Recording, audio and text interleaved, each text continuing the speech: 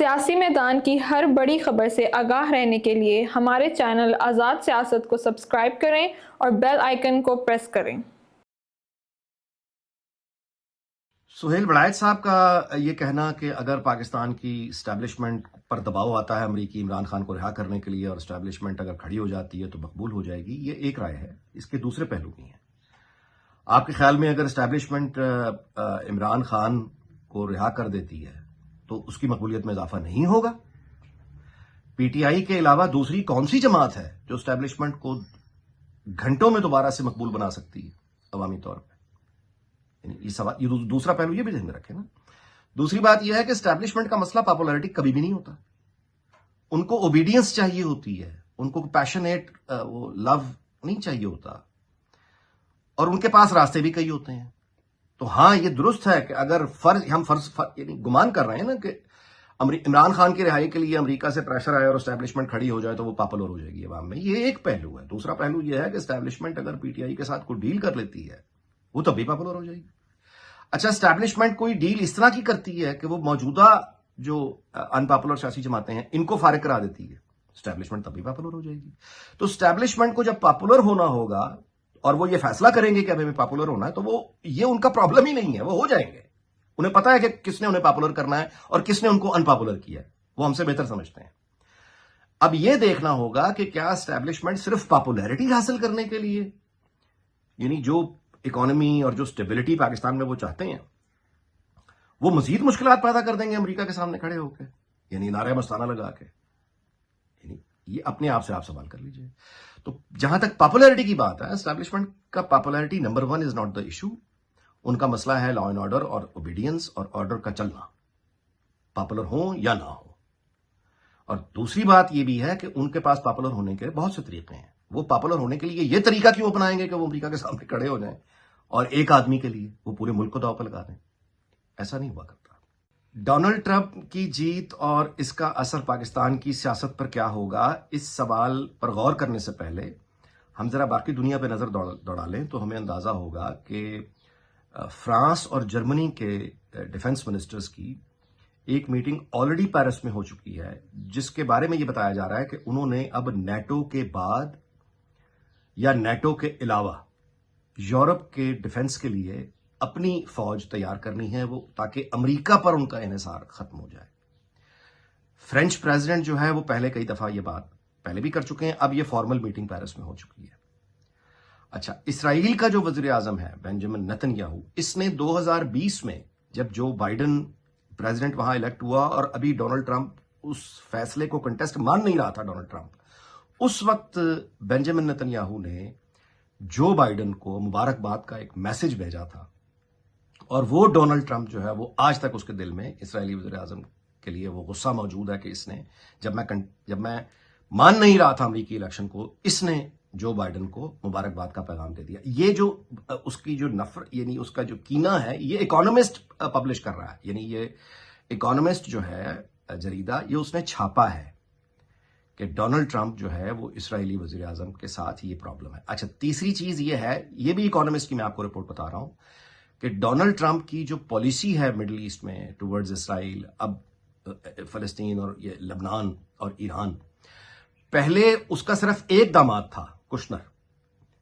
یعنی جس کی ایڈوائز وہ سنتا تھا، اور وہ چونکہ اس کی دوستیاں اسرائیلی کمپنیوں کے ساتھ، اسرائیلی ہاکس کے ساتھ ہے، تو اس کی فیور جو ہے وہ زیادہ ہوتی تھی۔ لیکن 2022 میں ڈونلڈ ٹرمپ کی جو بیٹی ہیں، دوسری صاحبزادی ٹفنی ان کا نام ہے، ان کی جس سے شادی ہوئی ہے مائیکل، وہ لیبنیز امریکن لوگ ہیں، اور جو سمدھی ہے ڈونلڈ ٹرمپ کا وہ ارب پتی لیبنیز امریکن بزنس مین ہے، اور اس کی ایڈوائز اب ڈونلڈ ٹرمپ اس کی ایڈوائز بہت غور سے سنتا ہے۔ تو اکانومسٹ جیسا جریدہ جو ہے وہ یہ چھاپ رہا ہے کہ ڈونلڈ ٹرمپ کی پالیسی کیا ہوگی مڈل ایسٹ میں، یہ ڈیپینڈ کرتا ہے کہ اس نے اپنے کون سے داماد کو زیادہ سیریس لیا ہے، یہ ڈیپینڈ کرتا ہے کہ اس نے کس داماد سے آخری بات کی تھی۔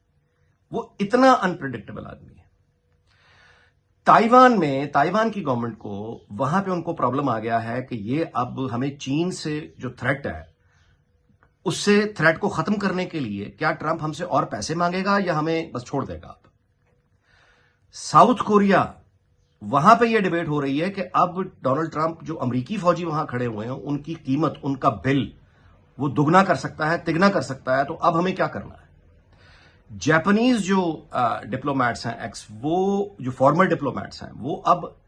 فرنٹ پہ آ کے میڈیا پہ آ کے وہ یہ بیان کر رہے ہیں کہ اب ہمیں چائنا کے ساتھ اپنے تعلقات نارمل کرنے ہیں اور اب جاپان کو ایک ایٹم بم بنانے کی ضرورت ہے، اپنا ایٹم بم بنانے کی ضرورت ہے۔ جاپان میں یہ گفتگو شروع ہو گئی ہے، یہ وہ جو جاپان ہے جب پاکستان انڈیا نے بھی نیوکلیر دھماکے کیے تھے تو جاپانی بھارت اور پاکستان دونوں آئے تھے اور بہت انہوں نے ماتم کیا تھا کہ یہ بڑی تباہی کا نشان ہے۔ اب وہ یہ کہہ رہے ہیں کہ ہمیں اپنا ایک نیوکلیر سے۔ آسٹریلیا جو ہے وہاں پہ ایک پینک ہے کہ انگلینڈ، امریکہ اور آسٹریلیا کا ایک ڈیل ہے، سمندری یعنی نیول ایک اتحاد ہے، اس پہ آسٹریلیا سے کتنا زیادہ پیسہ مانگا جاتا ہے۔ تو گزارش میری یہ ہے، اب وہ وال اسٹریٹ جرنل کو اس نے ابھی ٹرمپ نے جو ایک انٹرویو دیا ہے اس میں اس نے چینی صدر کے بارے میں کہا ہے کہ چین کبھی بھی تائیوان کے اوپر اٹیک نہیں کرے گا، بیکاز ہی نوز، خود کو گالی دے کے ٹرمپ نے کہا ہے کہ میں پاگل آدمی ہوں، یعنی چینی صدر کو یہ پتا ہے کہ میں ایک پاگل آدمی ہوں۔ تو یہ ہے وہ انسرٹنٹی جیسے کہنا چاہیے۔ 5 نومبر کو ڈونلڈ ٹرمپ نے جب ووٹ ڈالا ہے تو اس وقت اس نے میڈیا سے بات کرتے ہوئے ایران کے بارے میں یہ کہا ہے کہ میں تو ایران کا بھلا چاہتا ہوں، میں تو ایران سے میرا کوئی پرابلم نہیں ہے، میں صرف یہ چاہتا ہوں کہ ایران کے پاس ایٹمی جو اس کو ایٹم بم نہیں آنے دوں گا، باقی تو مجھے ایران سے کوئی پرابلم نہیں۔ تو یہ میں نے آپ کو دنیا کا ایک ہلکا سا بتا دیا کہ وہ یورپ میں بھی کسی کو علم نہیں ہے کہ کیا ہوگا۔ اسرائیل کے وزیر اعظم نے 2 کام کیے ہیں ریزلٹ آنے کے بعد، ایک اس نے اپنا ڈیفنس منسٹر فارغ کر دیا ہے، 11 مہینے سے پاور سٹرگل تھی اس کے ساتھ، لیکن اس نے ڈیفنس منسٹر کو فارغ کیا۔ دوسرا اس نے امریکہ میں اسرائیل کے امبیسڈر کو چینج کر دیا اور ایک ایسے بندے کو بھیجا ہے جو امریکہ میں پیدا ہوا ہے، جو اس کو اس نے تبدیل کیا ہے۔ تو جہاں آپ یوں کہیے کہ یورپ ہو، برطانیہ ہو، اسرائیل خود اسرائیل ہو، اسرائیل کو یہ نہیں پتا کہ ڈونلڈ ٹرمپ اب آ کے امریکہ فرسٹ اگین، کیونکہ جو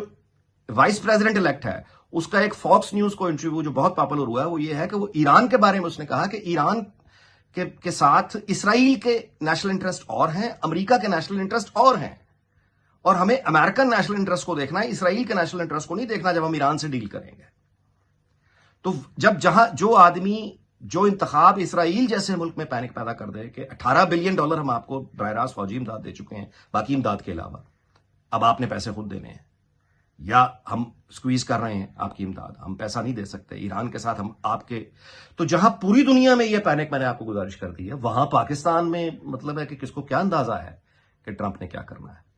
سو وہ وفاقی حکومت ہو جو ہمیں ایک طرف نظر آتی ہے کہ اپنے دم پہ کھڑی ہوئی چلا رہی ہے کہ ظاہر ہے ٹرمپ کا کوئی لینا دینا نہیں ہے، یا ہم اس کی بات نہیں مانیں گے یا تنقید کریں گے۔ اچھا، وفاقی حکومت کے وزراء جو ڈونلڈ ٹرمپ پہ اس وقت تنقید کر رہے ہیں، یہ وہ تنقید ہے جو بکرا کسائی کو دیکھ کے کرتا ہے، یعنی بکرا جو ہے وہ کسائی کو کہہ رہا ہے کہ یہ بہت برا آدمی ہے، اس کو آپ وہ سمجھے پینک ہے کمپلیٹ، انہیں پتہ ہی نہیں ہے کیا ہوگا، کیونکہ انپریڈکٹیبل آدمی ہے ڈونلڈ ٹرمپ، اور یہ اس نے جان بوجھ کر یہ ایک اسٹریٹجی ہے کہ انتشار رکھیں۔ مثال کے طور پہ جسٹس ڈپارٹمنٹ نے، ابھی امریکن جسٹس ڈپارٹمنٹ نے 2 ایرانیوں یعنی 3 ایرانیوں کو چارج کر لیا ہے کہ وہ امریکہ میں ایسا قتل کرنے کی اسٹریٹجی پر کام کر رہے تھے، اور ڈونلڈ ٹرمپ کو جو گولی مروائی ہے، اسیسینیٹ کرنے کا پلاٹ، یہ ایرانین رجیم کا ہے۔ یہ امریکن جسٹس ڈپارٹمنٹ نے 3 لوگوں کو چارج کیا، جن میں 2 کو اس نے 2 نیو یارک میں گرفتار ہو چکے ہیں، ایک کے بارے میں ان کا دعویٰ ہے کہ وہ ایران میں ہے۔ اب آپ اپریشیٹ کریں کہ یہ کتنی متضاد لائنز ہیں۔ ایک طرف سے ڈونلڈ ٹرمپ یہ کہہ رہا ہے کہ اس کو ایران سے کوئی دشمنی نہیں ہے، وہ صرف ایٹم بم نہیں بنانے دے گا، دوسری طرف جسٹس ڈپارٹمنٹ نے ابھی وہ گیا نہیں ہے وائٹ ہاؤس، تو ایلیگیشن جو ڈیولپ ہو رہا ہے وہ یہ ہے کہ اگر ایران کی جو کرنٹ سیٹ اپ ہے، اس نے ایک سابق امریکی صدر جو الیکشن کمپین لڑ رہا تھا اس کو قتل کرنے کے لیے ایجنٹس ہائر کیے، تو یہ بات بالکل ہی اب بدل جائے گی۔ عین ممکن ہے کہ ایران میں رجیم چینج اور اٹیک کا جواز ہی یہ دے کہ میں تو جنگ ختم کرنے آیا ہوں، اور جنگ ختم ہو ہی نہیں سکتی جب تک ایران میں یہ رجیم بیٹھی ہوئی ہے، لہٰذا میں جنگ ختم کر رہا ہوں ان کو ختم کر کے۔ لہٰذا ڈونلڈ ٹرمپ کے بارے میں وہ بالکل انپریڈکٹیبل آدمی ہے۔ پاکستان کے حوالے سے پی ٹی آئی جو یہ دم پہ کھڑی ہوئی ہے بہت خوشیاں منا رہی ہے، پتہ ان کو بھی کچھ نہیں ہے کہ کیا ہوگا۔ اچھا، یہ بھی ہو سکتا ہے،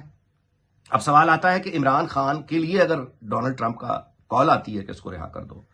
تو ڈونلڈ ٹرمپ کے انٹرسٹ میں کیا ہے؟ وہ کیوں ایسا کرے گا؟ وہ چین کے خلاف کھل کر تعاون مانگے گا کہ اس کیمپ میں کھل کے آؤ، ایران کے خلاف کھل کر آؤ، یہ وہ تقاضا کر سکتا ہے، لیکن یہ تو عقل کی باتیں ہیں نا، لاجک کی باتیں ہیں کہ اس کو کیا ملنا ہے۔ ڈونلڈ ٹرمپ کے بارے میں لاجک اپلائی نہیں ہوتی۔ مثلاً اس کے لیے یہ کافی ہوگا کہ خاتون اولی مسکرا کے اسے کہہ دے کہ عمران خان مجھے जेल से बाहर चाहिए तो वह काफी होगा, वो फिर किसी इंटरेस्ट को नहीं देखेगा, वो पूरा दबाव डाल देगा। अच्छा, दुनिया में जो मालियाती इदारे हैं बाय द वे, आपके ख्याल में ये कोई जस्टिस और इक्वालिटी और ये कोई ह्यूमन वेलफेयर के प्रिंसिपल पर ऑपरेट करते हैं? बिल्कुल भी नहीं। ये सारे के सारे वेस्टर्न जो फाइनेंशियल सिस्टम है या उनकी जो एक हाकमियत है दुनिया के ऊपर, ये उसके टूल हैं मालियाती इदारे। ये जिसको चाहे स्क्वीज करते हैं, जिसको चाहे, और फिर खासतौर पे वो ममालिक जो डिपेंडेंट हैं वो पूरी तरह से मजबूर होते हैं। सो इस वक्त ये कहना कि डोनाल्ड ट्रंप क्या कहेगा क्या करेगा, दुनिया में किसी को उसका अंदाजा नहीं है, तो पाकिस्तान में हुकूमत हो या ये पीटीआई हो, इन बेचारों को क्या पता। तो डोनाल्ड ट्रंप के एक ही चीज सर्टन है और वो अनसर्टनिटी है।